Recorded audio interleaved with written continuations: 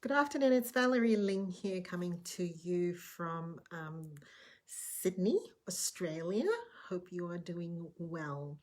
I was very excited this morning to have an opportunity to catch on the news a virtual tour of the Virgin Galactic. I'm a fan of that brand, I have to tell you, right from when they were in music to the gyms to the travel.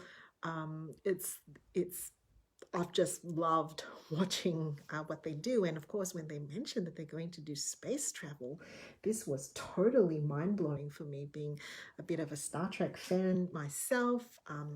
In my head, when they said space travel, I pictured this huge, cumbersome ship that I wasn't even sure how would you do space, like what sort of clearance would you need for that? But today, actually seeing the ship and having a virtual tour of the inside was really mind blowing. And what was inspiring was to see that the aim is not to blast off into space, but it was just I believe it's like 100 kilometers above the stratosphere, or above Earth's, above Earth's stratosphere, atmosphere. Um, and to be able to then experience a couple of things about space, but the view of seeing Earth from that level.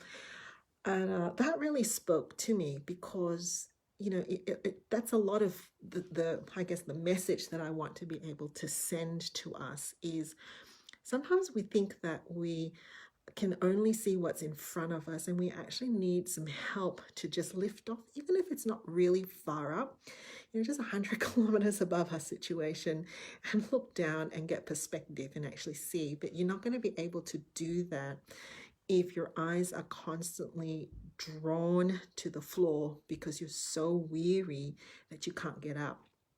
Right, this speaks into the space of, even if you're caring for someone, if you're working in a caring profession, if you're living from minute to minute, with the energy that you have, with the relationships that you have, if you're pushing that last ounce of energy so that you can do that little bit more, or we think so that we can do that little bit more, the reality is, not only will we not be able to stand, we're probably barely crawling.